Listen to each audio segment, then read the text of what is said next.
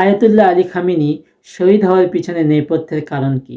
সাথে সাথে ইরানের বড় বড় জেনারেল, বড় বড় প্রধান কর্মকর্তা, যেমন আইআরজিসি প্রধান, সেনাবাহিনীর প্রধান ইত্যাদি গুরুত্বপূর্ণ ব্যক্তি শহীদ হওয়ার পিছনে এর কারণ কি? তারা কেন ইসরায়েল ও আমেরিকার প্রথম হামলার দিন নিহত হলো?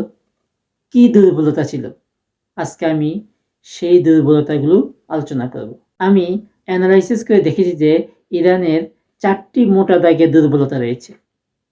এর প্রথম নম্বর হলো ইরানের এয়ার ডিফেন্স অর্থাৎ আকাশ প্রতিরক্ষা ব্যবস্থা একেবারেই দুর্বল।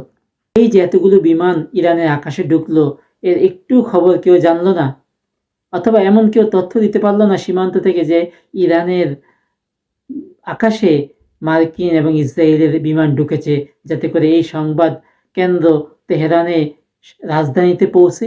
এর আগে ইসরায়েলরা যখন ইরানের আকাশে ঢুকে ইরানের বড় বড় কর্মকর্তাদেরকে হত্যা করলো, তখন থেকেই এই ইরানিদের এই বিষয়ে সজাগ দৃষ্টি রাখা দরকার ছিল, প্রস্তুতি নেওয়া দরকার ছিল যে আমাদের এয়ার ডিফেন্সটা অনেক মজবুত করা দরকার।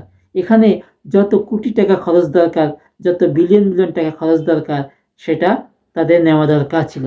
কারণ এয়ার ডিফেন্স আকাশ প্রতিরক্ষার মাধ্যমে একটা জাতি এখন কি পায়? নিরাপত্তা পায়। যেহেতু ইরান পরমাণু কার্যক্রম করতেছে, সাথে সাথে মিসাইল তৈরি করতেছে, অত্যাধুনিক বিভিন্ন ড্রোন তৈরি করতেছে, এই জন্য তাদের দরকার একটা, এগুলোকে রক্ষা করার জন্য একটা অত্যাধুনিক আকাশ প্রতিরক্ষা ব্যবস্থা, এয়ার ডিফেন্স।